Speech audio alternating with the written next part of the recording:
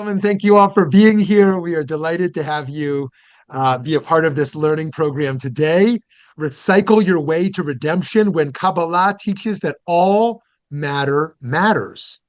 Okay, we've had some very dynamic learning experience with Dr. Jonnie Schnytzer, who is able to tie in contemporary meaning with ancient texts and meaning in ways that are relevant and inspiring.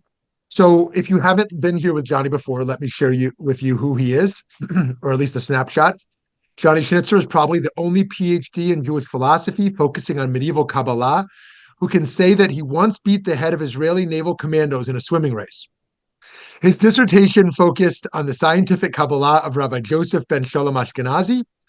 Jonnie's forthcoming book is about Ashkenazi's Kabbalah, as well as a critical edition of the Kabbalist majestic commentary on Sefer Yesira. Jonnie's also the author of a Mossad thriller, The Way Back, which paints a picture of contemporary Israel.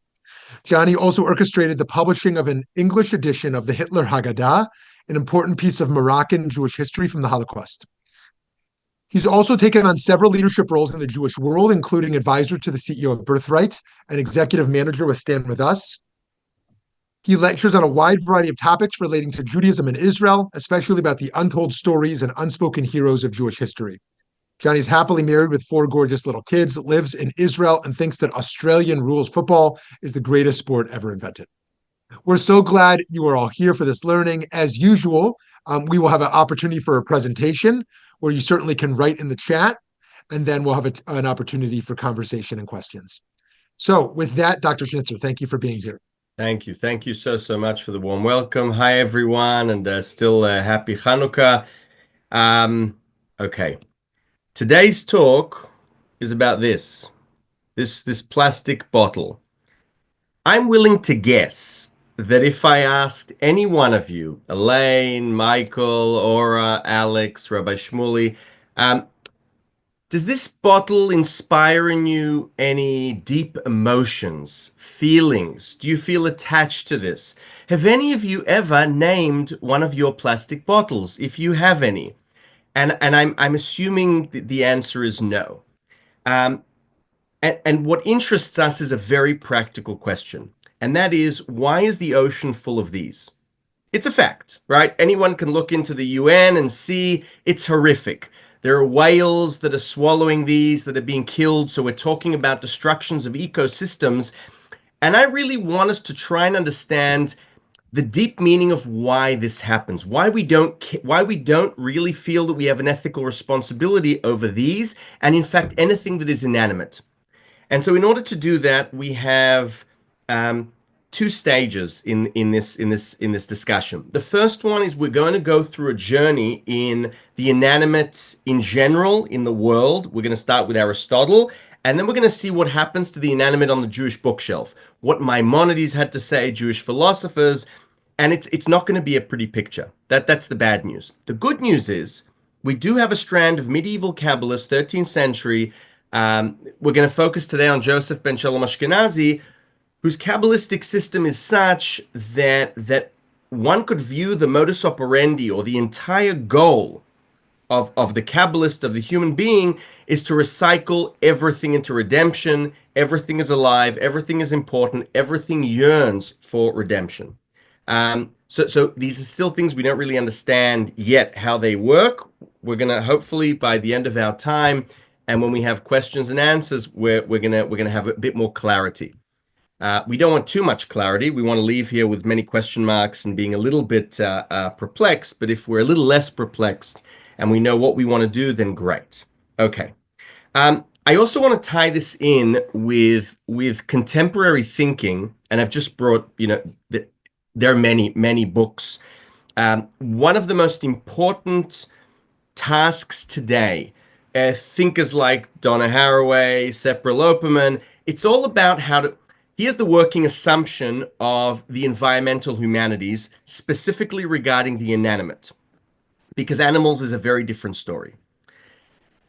The working assumption is, if I can provide profound meaning to this plastic bottle, it will and I'm simplifying. It will change the way we humans behave with this plastic bottle. We will recycle more. We won't throw it away.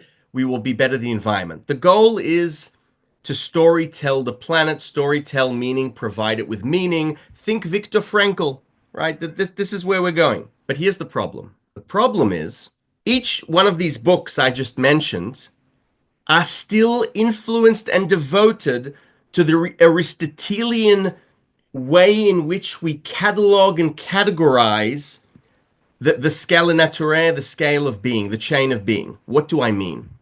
Aristotle, in his On the Soul, the famous book where he, writes about life, what is alive, how things work. He wrote about plants, about the inanimate, about animals.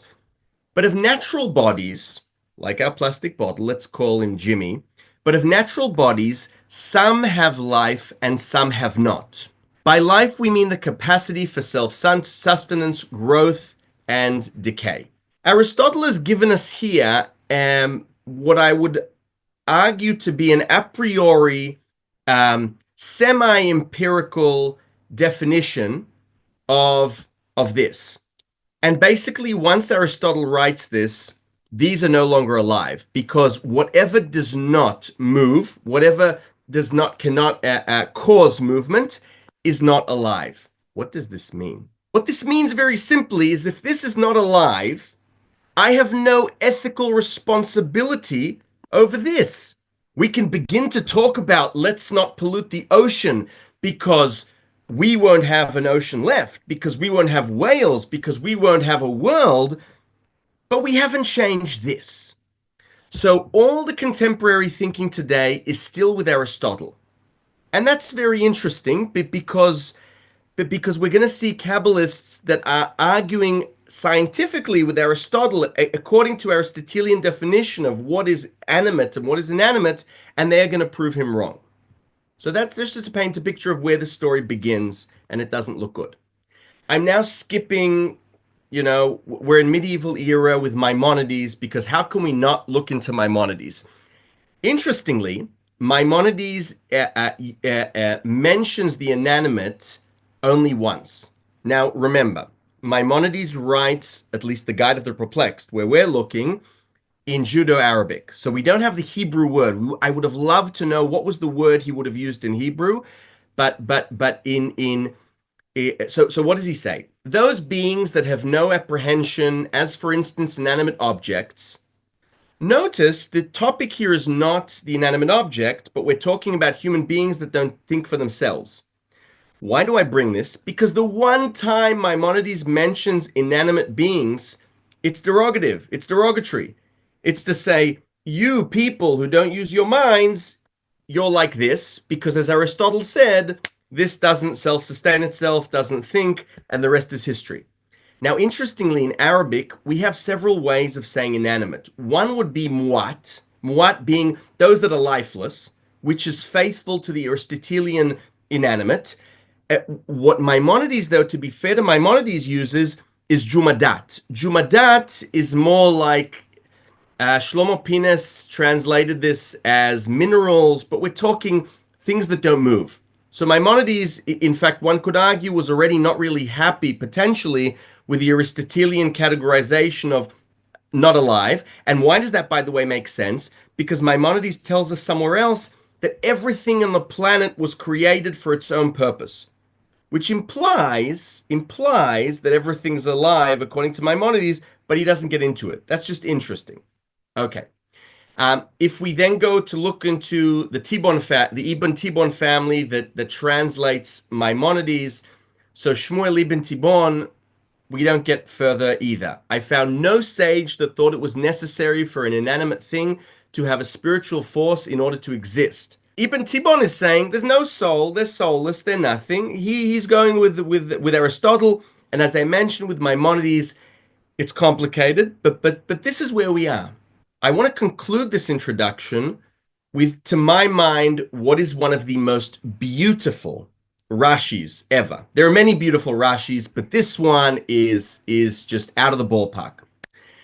And I found this thanks to the dictionary of Eliezer ben Yehuda. So I was interested in the inanimate, and in Hebrew. So in Hebrew, we don't have a word for the inanimate. What we have, and this is what's interesting, before we look at this, if we look in the Bible, or let's go to Maimonides and Ibn Tivon. In the medieval era, when we start translating Greek philosophical texts from Arabic, from Greek, Arabic into Hebrew, we need to start coming up with new words for different categories that we didn't have before. So there's this famous Aristotelian or scholastic Aristotelian categorization of inanimate, flora, fauna, and humans. And then come our medieval Hebrewists and they have to translate this. So looking for what to choose for the inanimate, they choose the word domem. Now, domem could either mean literally, doesn't move, like stays put, or silent. Domem also means silent. And we know this from a verse when Aaron's sons, right, they go into the Mishkan and they do something they shouldn't do, and a fire, we're not going to get into what happened there. It's complicated, but anyway, they are burnt by a holy fire, they die, and then Moses comes and, has to give the news to his brother, and then the verse says, Vayidom Aaron, and Aaron was silent. So domem could also mean silent. Hence, we could be talking about silent beings when we think of domem and why this word was chosen for still life. So it's a tricky word when we think about how do we understand domem. Inanimate. What I'm trying to say is that inanimate in English, coming from the Latin, coming from the Greek, is basically saying either lifeless or not moving, or not moving, therefore philosophically lifeless. In Hebrew, it's already more complicated because the word adopted in the medieval era implies either still life, or something that stays still, or something that is silent. And yet, as we saw with Ibn Tibbon and perhaps with Maimonides, it's derogatory or it's lifeless. But then Rashi says something very interesting. If you read the Rashi in Leviticus, where we have this, in Bamidbar, where you have this scene in Numbers where Moses comes to Aaron and says, your boys have died, then Rashi there says, when it says Vaidom Aaron, Aaron was silent. But there's a beautiful Psalms that relates to the time when help is sent to Jonathan that is waiting. Enemies are coming, and David wants to send a message to Jonathan saying, just stay put, it's going to be okay. Don't worry, the cavalry's on the way.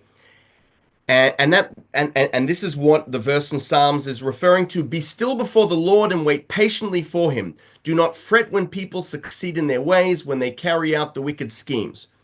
In this verse, we notice that the word dom actually means wait for salvation. It's which now what does Rashi say? Dom, be still, meaning wait for his salvation, like the verse in Samuel, or wait for Jonathan, in which he comforts his friend from the word dmama, like Vaidom Aaron, and he comforted Aaron. I summarize. What we have here, to my mind, is, and Eliezer ben Yehuda picks up on this, that in Hebrew, the root for inanimate is a double root. It could either be dom or damam. Damam, and so once we have this double root, we can go either way. And Rashi is telling us that one of the ways to understand the root of inanimate in Hebrew is hopeful. These are hopeful beings, which I found fascinating because I don't think Rashi here is connecting it to inanimate. But what we have here is a rare instance where the root of inanimate in Hebrew is understood to mean hopeful. And this already paves the way for, not historically, but for our sake of our talk, this already paves the way for what our Kabbalists are going to do with the inanimate, because as we will see, the inanimate become living beings that simply have different characteristics. Think of the difference between our humans, a chow chow, right? Any species of dog or animal. Think of trees and think of pebbles or anything inanimate. And you notice that they're all different. Some can do more, some can do less. Our Kabbalists are going to advocate that does not mean that these are not alive. It just means we're talking about a different kind of living being, a hopeful being that also wants salvation.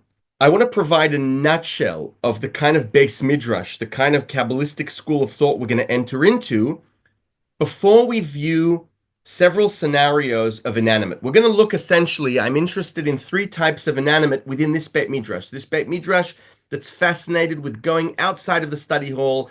This Beit Midrash that imagine the disciples of this Beit Midrash that cannot study their Kabbalah in a study hall. It won't do. You have to go in Catalonia, you have to go to the river, and you have to pick up a pebble, and you have to contemplate the pebble. And you have to brush off the water, and you have to start asking yourself, what does Hashem want from me? What is the connection between me, between this pebble, between this flowing river, and the trees on each side of the bank, and the flock of sheep that are in the distance? How are we all connected? What does Hashem want from us to do? And I want to, before we get into the inanimate, because the inanimate barely ever gets any respect, I want us to understand this Beit Midrash. So let's have a working definition for what a human is. And those of you who've been with me in previous talks, I bring this often, but you know, it never gets old. So what is a human according to Yosef ben Shalom Ashkenazi? And this is the secret of formation. He writes this in his commentary on Sefer Yesira. What is the secret of formation? When we say secret of formation, it is how, unlike Aristotle, can we begin to understand the core essence, the difference between the formation of this plastic bottle, Johnny, a dog outside, a tree. How do we understand the differences? And this is the secret of formation, that all created beings are within the human and the human within them. This is a beautiful definition that puts the human at the center, and yet it completely deconstructs what it means to be human. And when I say deconstruction, I mean what the French philosophers meant by deconstruction. It is painting a picture of human and then saying what? What this secret tells us is that within each and every one of us, there are inanimate qualities, there are vegetative qualities, there are animalistic qualities, really, not pretend. This will then help us to explain, as we will see in a moment, why in this Beit Midrash, everything can transmigrate into everything. Why is it that the divine law of why is it that God's divine providence oversees everything from the inanimate through flora, fauna, humans? How does that work? Because everything is interconnected. What we are talking about here is an ontological entanglement. This is very important because what this means is that unlike contemporary thinking and unlike Aristotle, I already now have an ethical responsibility for this. Once I accept this very sentence, I already can no longer say, and it's going to get better, I can already no longer say, oh, I shouldn't throw this into the ocean so that we have an ocean. No, you need to be thinking about what needs to happen to this. And we're going to understand this in a moment. What is the purpose of the world, according to this Beit Midrash? This eco-aware Beit Midrash, it's not ecocentric. Make no mistake, because every Kabbalistic school of thought, just like every religious school of thought, is by definition theocentric. There's no other possibility. So we're not talking outside of the realm of theocentric, but we are talking about a kind of theocentrism, a kind of homo religiosus that is fully engrossed in the natural world. And this is what is rare here. This is what is different. We are talking about a homo religiosus, but he or she, they are radically different from any other kind of homo religiosus because the definition of human entangles all other beings. Because the purpose of the world, know that the intention of creation is for all beings to exist and elevate from a lesser rank to a higher one. Now we're already getting somewhere. Now we are being told that this homo religiosus of this eco-aware Beit Midrash needs to be attentive to all the lesser ranks that don't have the capabilities that we do. The dog, the bird, the tree, the plastic that we created. Do you know, by the way, just in brackets, there is a beautiful documentary called Fungi, Web of Life. It's based on a best-selling book by this fascinating scientist called Merlin Sheldrake. Dedicates his life to understanding fungi. And they just discovered recently that there's actually a type of fungus that can decompose plastic, which is wild when you think about the ramifications. I imagine the base midrash that we're thinking about, the homo religiosus, the Kabbalist here, would be yearning to understand. He would be sitting part of the time in a scientific lab and part of the time in a base midrash and part of the time out in nature, because once we understand this about fungi, this is very, very important. So everything strives, including these hopeful beings, as Rashi taught us, to go from one rank to another. Now, I know what we're all thinking. How does that work? Okay, if we have a plastic bottle, what are we meant to do? Let's move on to the purpose of humanity. Because make no mistake, according to this base midrash, even though we are all ontologically entangled, there is no doubt that the human has certain qualities, capacities that other beings do not have. Know that within a human are the elemental soul, which is shared with the plastic bottle, a vegetative soul, an animal soul, and an intelligent soul. Therefore, all created beings can control and command the human, for he has the potential of them all. And therefore, we'll explain in a moment, and therefore he, the human, has the power to transmigrate and migrate into inanimate beings, flora, fauna, intelligent beings, the celestial orbs, and the planets, the signs of the zodiac, intellect, angels, and into the essence of the 10 sefirot, blessed be his name and remembrance. My mind, what we just read here has got to be one of the most radical sentences ever written in Kabbalistic literature, ever. If you want to know what radical is, we have a spectrum. This is at the tip.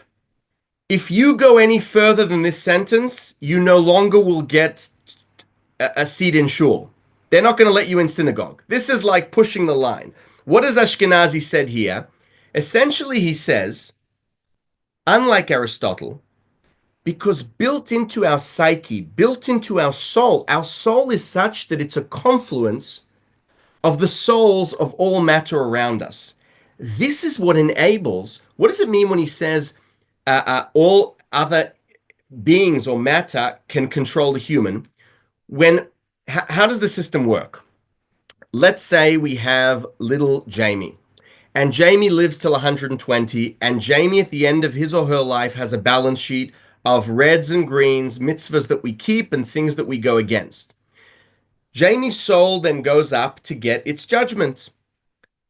Now, Jamie, according to this base midrash, is going to be transformed either into a higher being, an angel, part of the sefirot, or a lower being as part of purification, purgatory, and this is what we call the circle of life. So what happens if the soul which was in a human body transgressed to the point where it has to then become a cow? Then this is what Ashkenazi means. In this base midrash, you can then become a cow in your next life. How can you become a cow? How is that possible? Because from day one, your soul isn't really human soul, but it's a confluence of all souls. And because we learned what is a human, that also all matter, both physical and spiritual, is a mush of everything. And what we see in this sentence, what we see in this paragraph, is this law of transmigration, this radical rule of reincarnation, essentially teaches us that there is a connection between this plastic bottle and the divine Godhead. Now, I know what you're all wondering. How does this work? How really can this be connected? We're going to read a passage where Ashkenazi is going to paint one of the most beautiful pictures that's going to help us understand how us, and the divine Godhead all come from the same place. Let's first look at a teaching from this Kabbalistic school of thought that gets into what homo religiosus is meant to be doing. Because if you read the Zohar, and if you read other religious texts, it's very clear historically, the vast majority of texts are talking about purifying your soul. That there are usually two ways to look at it.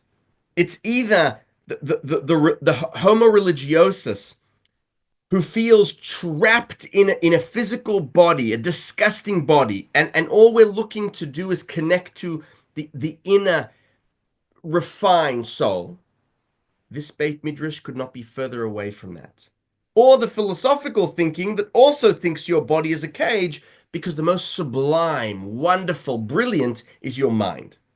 This Beit Midrash is also very far away. What does this Beit Midrash, how would this Beit Midrash paint homo religiosus? It's all about the diet. It's all about what you eat, right? There are these cute sayings, you are what you eat. I've heard once it been associated to Mao Zedong. I'm sure there are many that have said you are what you eat. Joseph ben Shalom Ashkenazi must be one of the earliest ones, at least in the Jewish bookshelf, 13th century, who says you are what you eat. And here's what he wants from us. It is known that everything transmigrates into whatever consumes it. For example, from the food consumed by animal, that which is worthy of generation, meaning to become anew, will become part of the animal. And that which is worthy to become an insect will become feces, and from the feces an insect. In much the same way, that which is worthy to become human will become human upon the humans eating it. And what is worthy of corruption will become feces. So too is the case with animals, birds, fish, and every insect that swarms the land. And from here you learn that every inanimate being, flora, fauna, and speaking beings all undergo the law of transformation. To ascend or descend, this is what we were speaking about a moment ago, and it is all in accordance with true justice, that at the commandment of the Lord they shall journey, and at the commandment of the Lord they shall encamp.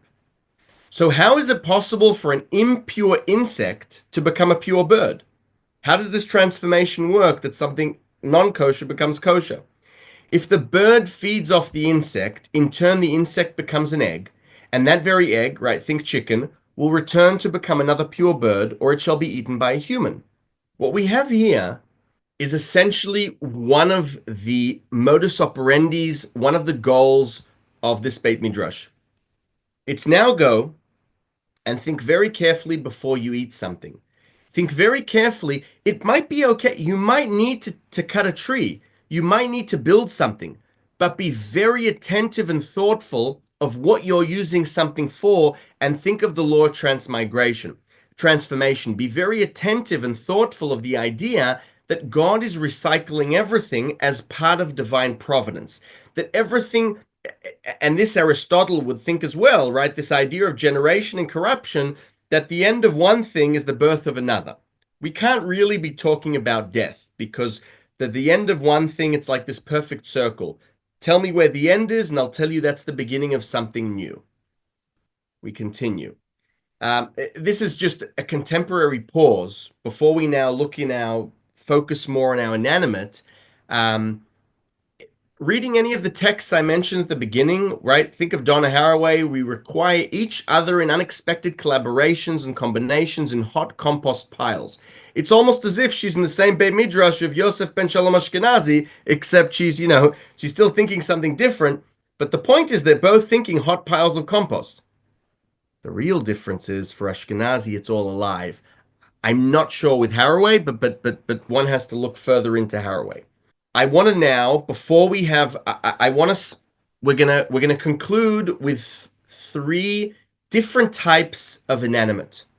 We're gonna look at natural inanimate, so we're gonna look at a puddle of water, and we're gonna be very interested in how one day the disciples of this Beit Midrash, they're walking towards this river where they're gonna pick up pebbles, and they come across a puddle of water.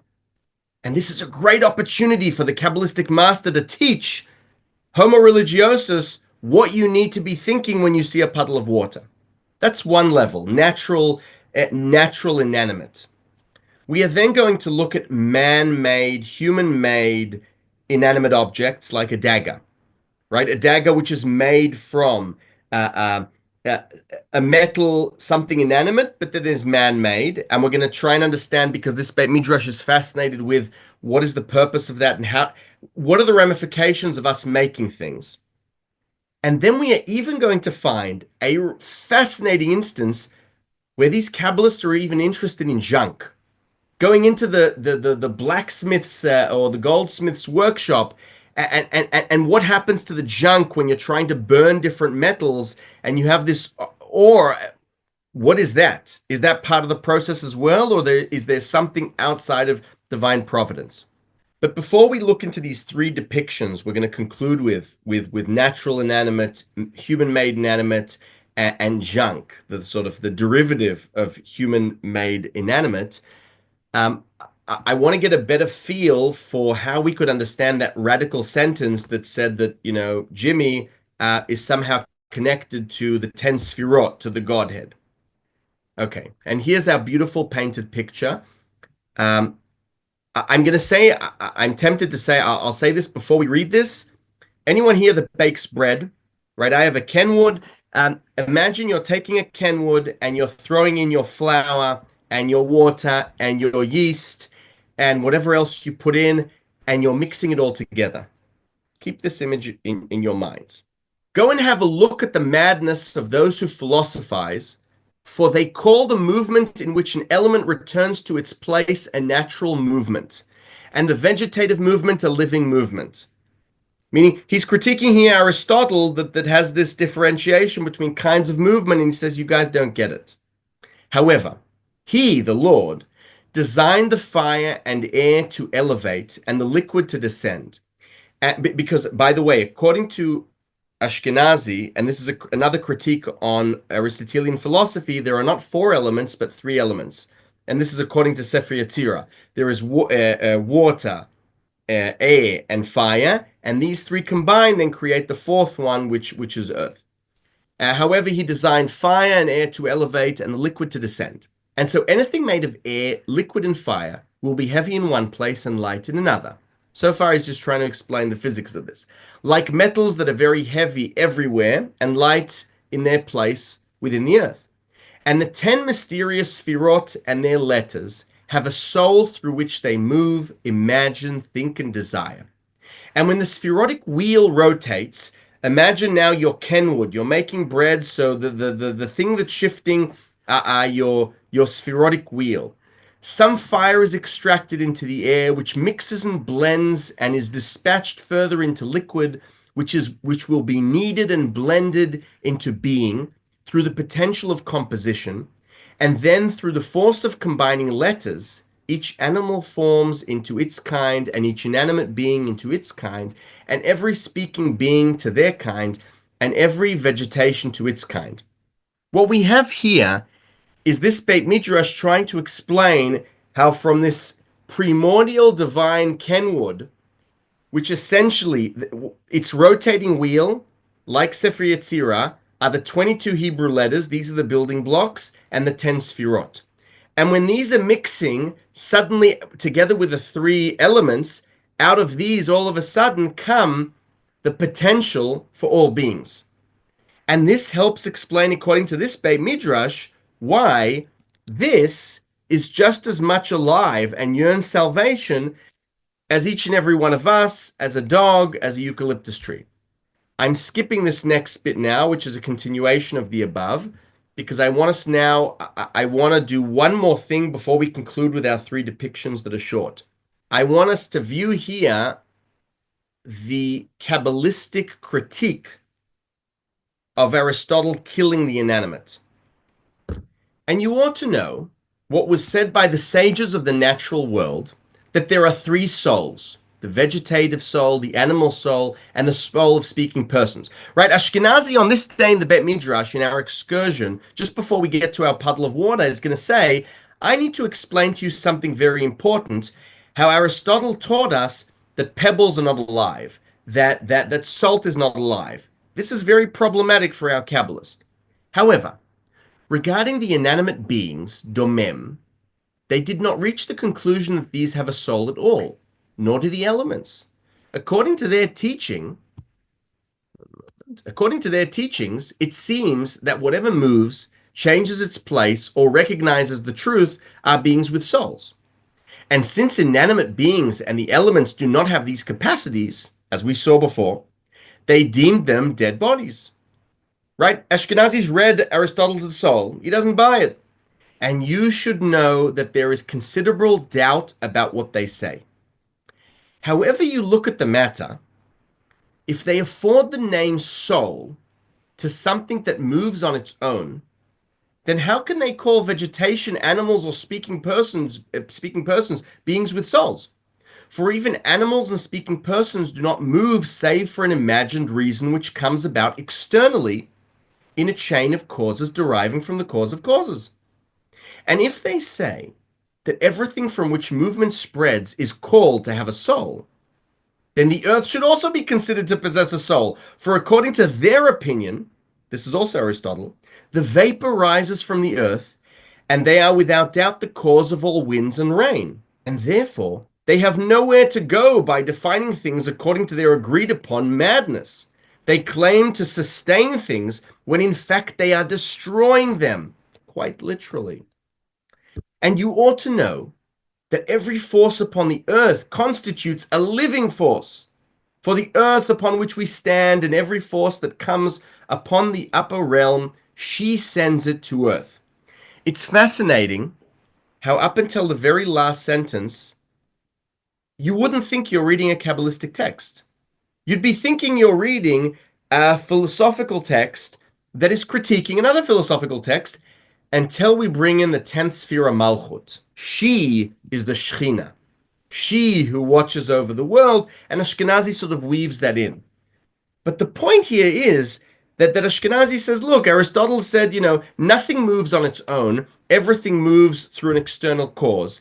And you yourself, Aristotle, tell me that we have emitting from the earth these vapors that then create winds. So the earth is alive, everything upon it's alive. And this is very interesting because here we can begin to talk about everything being living. And once we have everything living, the Kabbalistic master wants to conclude his teaching by giving us 3 different examples. Let's start with our first example. This first example is very interesting because I think this is the source of inspiration for how homo religiosus is meant to behave and to take the concept of recycling to a spiritual level by seeing that God, him or herself, recycles. How does this work? So Ashkenazi brings a verse from Job, have you entered the treasures of the snow?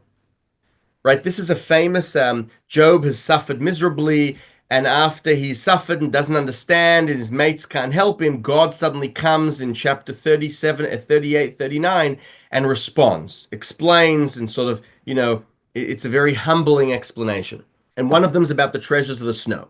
And there is another kind of snow, and now Ashkenazi wants to talk about what we call today blue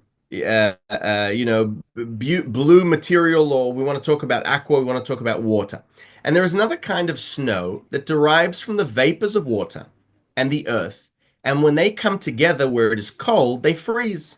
Right? So far, natural. And some of these return as hail. And some of them return as snow. Some of them return as snow. And you should know that the vapors that arise from the water and from the earth are banished souls in Genesis Rabbah. And so they themselves come to be within the treasuries of snow and hail, and it is through them that God redeems the wicked, as is written, which I have reserved against the time of trouble, against the day of battle and war. We need to be very clear with what we just read here because this is fabulous. The classic move in Kabbalah for a soul that has done wrong, that has transgressed greatly, is what? You go to hell. Purgatory. You're going to burn in hell, right? You're going to have a punishment. What does this eco-aware base midrash teach us? That's not sustainable. How can you possibly? What does God do to evil souls? He recycles them. He gives them community service. Jails are problematic. Jails, by the way, this is in brackets. Jails is like what? It's a 200-year-old invention. It was an accidental invention. Jails don't really work, but it's like we have them from whenever we have them, and the rest is history. Jails are very problematic, much like certain, mental institutions, but that's a separate story. But here what we have is, and I say this, by the way, because of the biblical concept of Ir Miklat, the sort of, city where those who transgressed accidentally go to, think Australia. You have all these prisoners that are put there. You're given a second chance. It's an interesting model. Anyway, what we are told here is that God does not waste a single soul. If someone has committed the worst crimes, God's not going to burn them in hell. Like there is hell in this system, but that's a separate story. It's complicated. But God is going to first turn them into liquid. God is going to make them go through an inanimate journey that they're going to do good for the world for a very, very long time. Right? Think of I don't know, a pine tree. You have in California a pine tree Methuselah that's been around for thousands of years. According to this Beis Midrash, that must be the soul of a person that did horrific wrongdoings because Methuselah is still there. So that's a soul that's been told to stay put. Like think of Cain and Abel. Cain kills Abel and then reincarnated into something that you're going to stay put, but you're going to be sustaining the earth for a long time, and that's your community service. You're not going to be moving. You're going to be in a lesser rank, but in the name of the Lord, do some good for someone else. So what we have here is a model of recycling, divine recycling. Okay. And this is natural. Now we shift on to our Kabbalist that wants to teach us, because one could wonder, I got to say this in brackets now. I don't know any of you that have read Braiding Sweetgrass. I think that's the title. There's a lot written today, a lot of indigenous, both in Australia and in America, indigenous tribes, knowledge of indigenous tribes, write about thinking more green. But here's something very, very interesting. If you read, what's her name? So Braiding Sweetgrass, we're talking about this beautiful idea that it's called the grammar of animacy. It's right. Think of, say, Navajo grammar. In Navajo grammar, you don't, let's say you're cleaning the barrel of a gun. You're not going to say, I'm cleaning the barrel of a gun. It's going to be, if I remember correctly, something like something fuzzy going up and down within some tube. The idea is everything is, it's not human-centered. And yet, if we look at the grammar of indigenous tribes, at least in America, we notice that there is a difference between natural elements, natural inanimate things, and human-made things. Natural elements, let's say when you talk about water, when you talk about soil, you'll say who. Soil is just like us. But if you talk about a dagger, a weapon that you made, you'll say it. And that's very interesting, because in this Beit Midrash, what we're about to see is there is no such distinction. There is no who or it. It's all whose. Right? Think about pronouns, forget about it. It's all whose. And since Ayin was created on the third day, right? So we're now going to get into Genesis Rabbah and a cute little commentary that's going to talk about this dialogue between trees, or the inanimate's going to be given a voice now. And since Ayin was created on the third day, as it is written, Ayin is taken from the earth. The trees began to tremble. This is a midrash. The midrash tells us that because Ayin comes at the very same day out of the earth as trees trembled. Why? Because they know that Ayin is destined to chop them down, as we see today. What's the statistic I heard recently? We're chopping down football fields every 2 minutes. That's the statistic. That's horrific. Meaning, the trees, that is the beings that turned into vegetation through the law of transformation towards their salvation. Notice what we're being told here. Forget about saying trees. Forget about saying plastic bottles. Think beings. Everything is a living being. The only difference is what body you are cloaked in through the law of transformation, which is to say God's divine crime, punishment, reward system.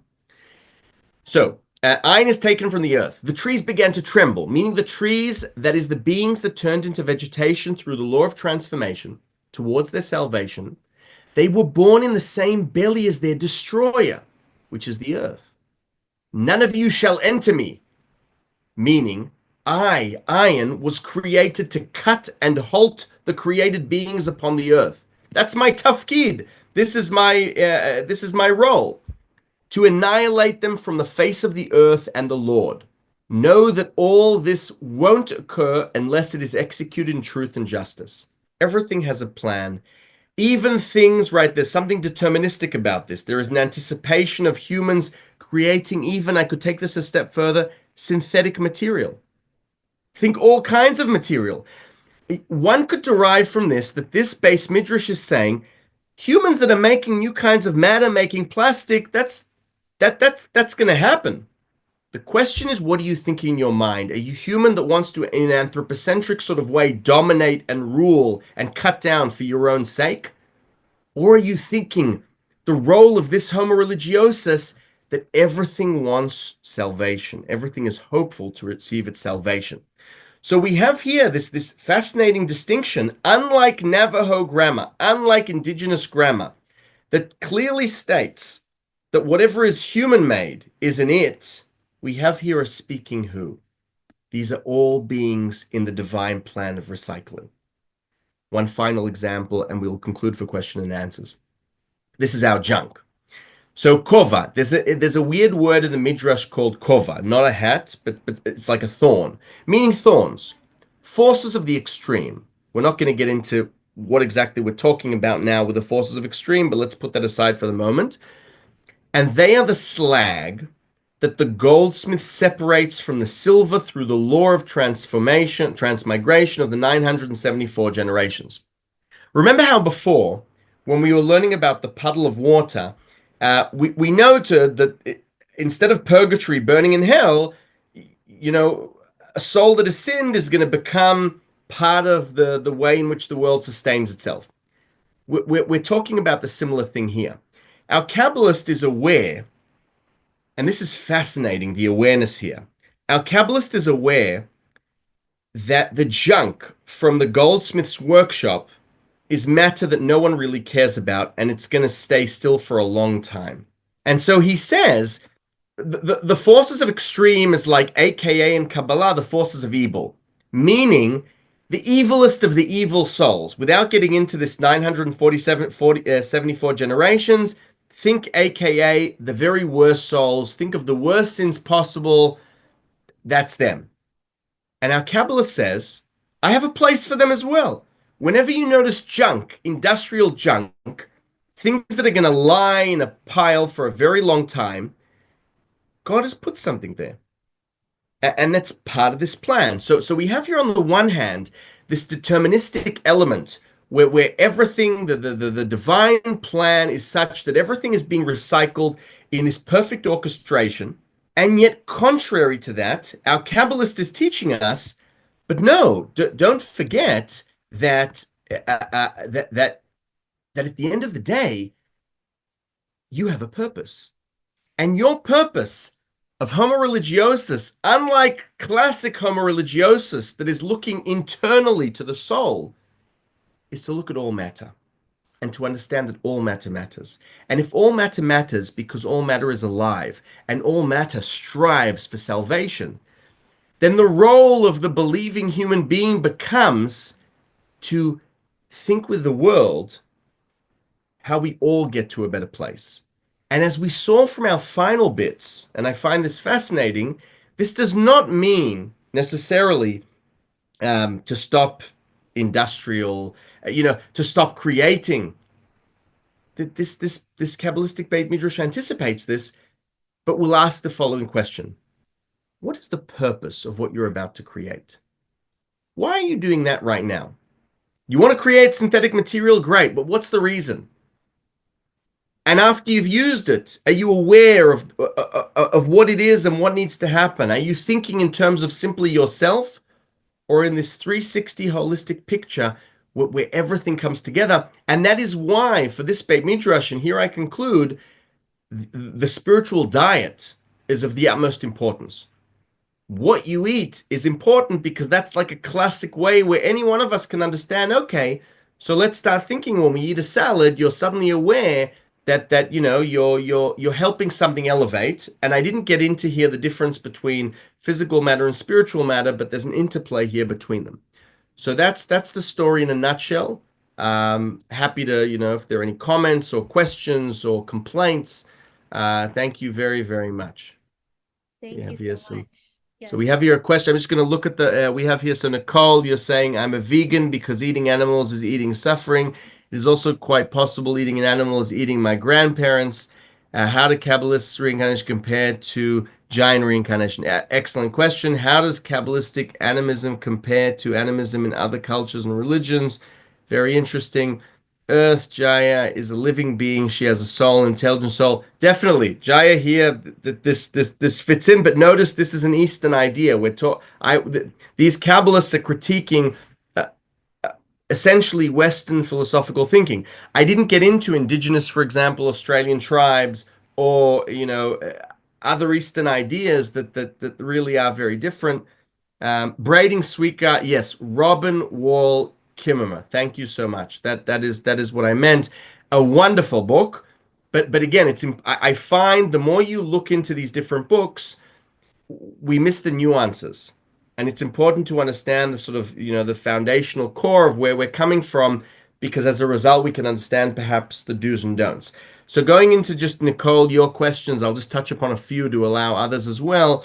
So being vegan or vegetarian is interesting because technically, Kabbalists of this Beit Midrash would argue that it's ethically not okay not to eat meat because then you're not giving a chance for the meat to elevate itself in rank. So there are two aspects to every being. There's the physical matter and the spiritual matter. Upon decay, and I don't say death, but upon decay, let's say a cow is slaughtered. At that moment, according to this Beit Midrash, they teach about this. The soul goes up to get its next judgment. Are you done? Do you move on to something else? And that's the spiritual aspect. And that has nothing to do with what we eat. But we then have still the flesh of the cow and physical matter, all kinds of matter, have to look to be liberated and salvaged. And therefore, technically, if we don't eat this or someone doesn't, then it decomposes into the ground and can't become human again. So that's the sort of rationale. Now, that doesn't contradict what you're saying, because one could argue it's a very interesting question. What would Kabbalists say today, these medieval Kabbalists, when you look at the way the food industry works and the horrific suffering that animals go through? I've mentioned this in the previous class. There's even a contemporary Kabbalist. I have not read this. I'm still looking to find this, but I've heard an oral tradition of a contemporary Kabbalist who said that basically once you have farming today and the horrific suffering, there was a divine decree that reincarnation no longer goes into animals because it's too much suffering. And so it's interesting, and I bring this opinion because I still look to see where it's written and where it comes from. But it's interesting that you do find in Judaism such an opinion today that believes in reincarnation, that historically has said you need to eat meat or it's important. Again, this doesn't mean that everyone has to eat meat. It means that there is a reason to eat meat, and those that don't, and there's a reason for that as well. But there is an opinion that's voiced today that says end of the game for that kind of recycling because humans have gone too far. In terms of Jain reincarnation, this is a huge topic. No one looks into, for example, Nusayri Alawis, right? So Syria, we have a collapsing of the regime. The little family that was ruling are the Alawites, and Alawites historically, like the Druze, have a fascinating tradition of reincarnation. And the more you look into these different traditions, you find very, very different things. For example, according to Alawites, Nusayri Alawites, you can be transmigrated into humans, into animals, into inanimate things like gold, silver, bronze, but not into plants. Why? The I don't know, but I'm very curious as why not. So idiosyncratic differences in different systems of reincarnation is very common. And in much the same way, I have yet to find a system of reincarnation in any religion that is like Ashkenazi's in his rationale. I haven't found it. We find in Eastern traditions that everything reincarnates into everything, but for different reasons and different things happening afterwards. All right. So thank you all very, very much. I hope we can do something about this. I keep using this. It was given to me at a conference, and I said to myself, okay, if they've already given me a bottle at a conference, I was in Paris. I was talking a few weeks ago about trees and Kabbalah. When Kabbalists talk about trees, those that really are talking about trees and those that aren't, that's a separate topic. We'll get there hopefully this year. And so, once I'm given this bottle, suddenly I have this, responsibility towards this bottle. So I don't know how, hopefully it'll last for a while until I find what to do.